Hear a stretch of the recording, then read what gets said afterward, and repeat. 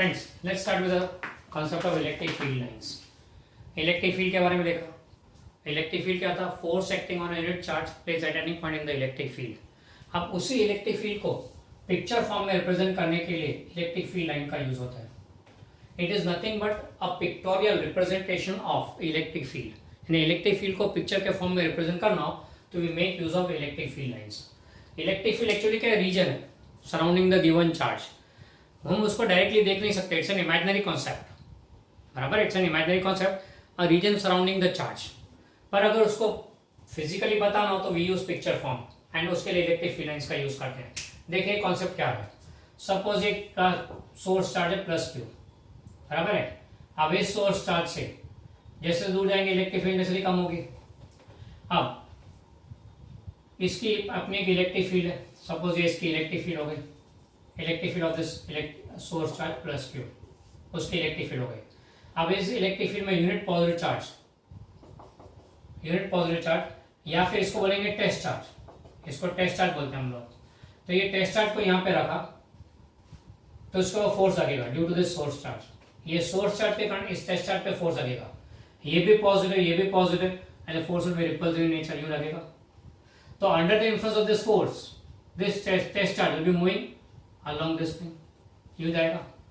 अगर यहाँ रखा हो तो भी इधर जाएगा, अगर यहाँ रखा हो तो यूं जाएगा, will be moving along this line. यहाँ रखा हुआ है तो प्लस 1 कूलम चार्ज तो यूं जाएगा।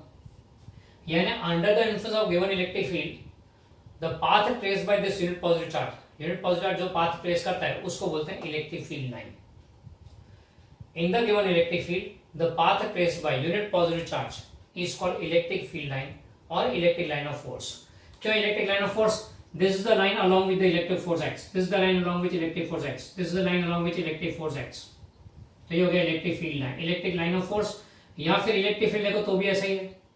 अगर आपको देखें, आप देखेंगे आगे इलेक्ट्रिक फील्ड लाइंस के डायरेक्शन, इलेक्ट्रिक फील्ड के डायरेक्शन देखेंगे तो उसमें एरो ऐसे बने थे, बराबर है। अगर मान लो बीच में सोर्स चार्ज पॉजिटिव होता है तो इलेक्ट्रिक फील्ड लाइन होगी डायरेक्टेड अवे, क्योंकि टेस्ट चार्ज फिक्स है, unit positive charge, test charge is fixed, it is plus 1 coulomb charge, positive always. तो अगर सोर्स चार्ज पॉजिटिव हुआ तो ये लाइंस अवे होंगी। तो these are the electric field lines for positive source charge. अगर centre में चार्ज नेगेटिव होता तो आप बोलोगे अट्रैक्ट होगा, तो उसके लिए फील्ड लाइंस कैसे आएगी? नेगेटिव चार्ज के लिए directed towards,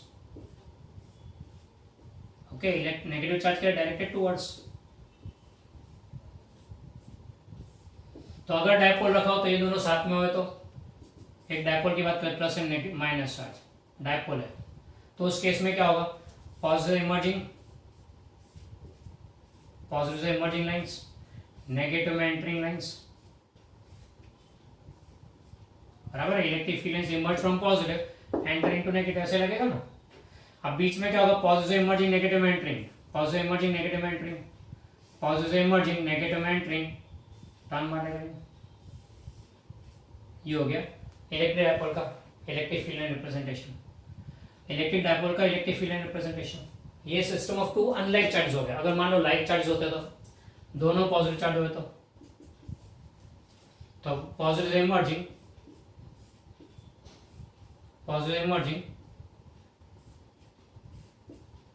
emerging out from positive, यहां से भी इमर्जिंग, तो दोनों एक दूसरे को कैंसिल कर देंगे तो बीच में कुछ नहीं आएगा। यहां से इमर्जिंग, तो क्या होगा? दोनों के यूं हो जाएंगे, यहां पे ओके। बीच में ऐसा पॉइंट होगा जहां पे zero electric field, neutral point हो गया। तो system a single positive charge, a system single negative charge, a system of two equal and unlike charges, a system of two like charges. ये हो गया इलेक्ट्रिक फील्ड लाइन का concept. Electric field line obtain कैसे करने का? किसी भी electric field में चार्ज यूनिट पॉजिटिव चार्ज को रख दो, वो जिस पाथ पे मूव करे उसको ट्रेस कर लो, बराबर है। या फिर किसी हर एक पॉइंट पे डिफरेंट पॉइंट पे रख के इलेक्ट्रिक फील्ड का डायरेक्शन ले लो, ज्वाइन कर दो, that form give the electric field. Clear? ये हो गया इलेक्ट्रिक फील्ड लाइन के बारे में। अब there are certain characteristics of electric field lines, characteristics, and this is a very important question. Characteristics or properties of electric lines of force. Characteristics और properties बोलो, दूसरा दो में से कोई भी वर्ड यूज करो, और properties of electric lines of force. पहली प्रॉपर्टी तो आपके सामने, first one, they emerge from positive enter into negative, they emerge from positive and enter into negative, that is they are directed from positive to negative charge. They emerge from positive, पहली characteristic, they emerge from positive and enter into negative, that is direct from positive to negative charge। पर अगर मान लो अकेला एक single charge हुए तो they move to infinity, तो they move to infinity, बराबर, continuous lines towards infinity. Secondly, tangent to electric field line, tangent to electric field line, tangent draw करो ना, तो that gives direction of electric field intensity, E bar का direction रहता है that point. जिस भी point पर टेंजेंट ड्रॉ करो इलेक्ट्रिक फील्ड इंटेंसिटी का डायरेक्शन देगा। अब मान लो यहाँ पे ये पॉइंट पी ले लिया, यहाँ पे टेंजेंट ड्रॉ करो इलेक्ट्रिक फील्ड लाइन को, तो स्ट्रेट लाइन का टेंजेंट लाइन इटसेल्फ होता है, तो ये डायरेक्शन हो गया ई बार का एट दिस पॉइंट। वैसे अगर यहाँ ड्रॉ करो तो ये डायरेक्शन हो गया ई बार का एट दिस पॉइंट। यहाँ पे ड्रॉ करो तो टेंजेंट ड्रॉ करो तो ये हो गया ई बार का डायरेक्शन एट दिस पॉइंट। यहाँ पे ड्रॉ करो तो ये हो गया ई बार का डायरेक्शन एट दिस पॉइंट। यहाँ पे ड्रॉ करो तो ये हो गया डायरेक्शन ऑफ ई बार, तो ये हो गया, ये टेंजेंट का डायरेक्शन हो गया, मतलब डायरेक्शन ऑफ ई बार। इससे डेफिनेशन जब देते हैं तो क्या बोलते हैं, it is such a line in electric field tangent to which is along the direction of electric field, tangent to which is along the direction of electric field. यानी tangent drawn to electric field line at any point gives the direction of electric field intensity, बराबर, gives direction of electric field intensity at that point. तीसरा point क्या बोलता है, तीसरा characteristic या property, they never intersect each other, never intersect. ये दोनों दो फील्ड लाइन कभी भी इंटरसेक्ट नहीं करेंगे। जैसे यहाँ पे देखो न्यू मोड़ गया, यहाँ पे देखो क्रॉस नहीं होता, पैरेलल चला गया, दे नेवर इंटरसेक्ट। क्यों?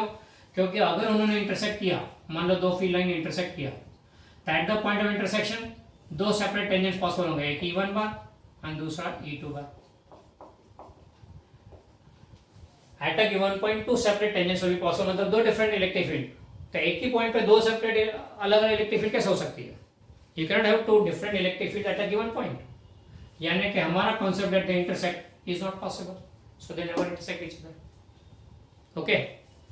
Fourth property, number of field lines. Number of field lines gives strength of electric field. Strength of electric field मतलब intensity of electric field. E बार देगा, E बार का वैल्यू देगा, tangent direction देता है, number of field lines gives the value. यानी field lines अगर ज्यादा हुई, more field lines stronger electric field, greater value of E, less field lines weaker electric field, less value of E. अब stronger ज्यादा field lines कब आएगी? तो देखो, तो जहां पे क्राउडेडनेस ज्यादा है, क्राउडेडनेस ज्यादा है, वहां ज्यादा इलेक्ट्रिक फील्ड लाइन मिलेगी एंड देखो वहां पे स्ट्रॉन्ग होगा इलेक्ट्रिक फील्ड। एंड दूर जाओगे तो स्कैटर्ड हो जाएगा, scattered electric field, scattered field lines मतलब वीक इलेक्ट्रिक फील्ड यानी कि लो इंटेंसिटी। तो obviously we know that E is equal to KQ upon R square. R जितना कम उतना E ज्यादा, R जितना ज्यादा उतना E कम। तो जितना R ज्यादा कम होगा या नियर बाय, तो crowded lines stronger field, away distance R ज्यादा तो इलेक्ट्रिक फील्ड कम, वीक इलेक्ट्रिक फील्ड। यानी फील्ड लाइंस पर से आप अंदाजा लगा सकते हो whether the electric field is strong or weak rather than using the formula। तो जहां पे क्राउडेड लाइंस होगी, जहां पे क्राउडेड लाइंस होगी वहां पे इलेक्ट्रिक फील्ड स्ट्रॉन्गर होगा, जहां स्कैटर्ड लाइंस होगी वहां पे इलेक्ट्रिक फील्ड वीक होगा। ओके, तो number of field lines gives the strength of electric field intensity at that point, यानी वैल्यू देता है इलेक्ट्रिक फील्ड इंटेंसिटी, बराबर है। अब फिफ्थ, फील्ड लाइन स्कैटर्ड है या क्राउडेड है, उसके ऊपर से स्ट्रॉन्ग या वीक इलेक्ट्रिक फील्ड अगर मान लो equal number of field lines हो तो हर जगह पे, तो हर जगह पे ई सेम, तो हो गया यूनिफॉर्म इलेक्ट्रिक फील्ड। तो यूनिफॉर्म इलेक्ट्रिक फील्ड यानी क्या? In case of uniform electric field lines are equal in number. तो ऐसा कब होगा? जब field lines are mutually parallel and equidistant. अगर ऐसी फील्ड लाइंस हैं तो क्या बोले, कहीं पे भी देखो तो number of field lines same, तो यूनिफॉर्म इलेक्ट्रिक फील्ड होगा। तो यूनिफॉर्म इलेक्ट्रिक फील्ड के केस में field lines are mutually parallel and equidistant, यानी कि यूनिफॉर्मली डिस्ट्रीब्यूटेड। ऐसा केस हो तो यूनिफॉर्म इलेक्ट्रिक फील्ड हो गया, point number 5। And point number 6, they do not form closed loop, no closed loop, they do not form closed loops। Close loop form नहीं करे। तुम बोलोगे ये रहा ना, यहाँ पे किया तो है। देखो क्लोज लूप किसको बोलते हैं, यहां से वहां गया एंड फिर वापस आया। क्लोज लूप किसको बोलते हैं, गया एंड वापस आया, बराबर। पर यहाँ तो गया गया ही है, वापस नहीं आया, तो they do not form close loop. तो electric field lines do not form close loop. पर आप फिफ्थ चैप्टर में पढ़ोगे कि magnetic field lines do form close loop, पर वहां पे अपने को पता लगेगा क्लोज लूप एक्चुअली है क्या। यहाँ पे फॉर्म नहीं करते, इस तरह पे कुछ नहीं बोल सकते। पर इसको कंपेयर करेंगे चैप्टर नंबर 5 में, तब मिलेगा देखने को कि दे फॉर्म क्लोज लूप्स, बराबर। वहां पे अपने को अंदाजा आ जाएगा कि व्हाट इट एक्चुअली हैपेंस। तो ये characteristics of electric field lines, a very very very important question, a very very very important question. Okay, state board के एग्जाम में यूजुअली पूछा जाने वाला question. Okay, that completes the discussion about electric field lines, a pictorial form of representation of electric field. Okay.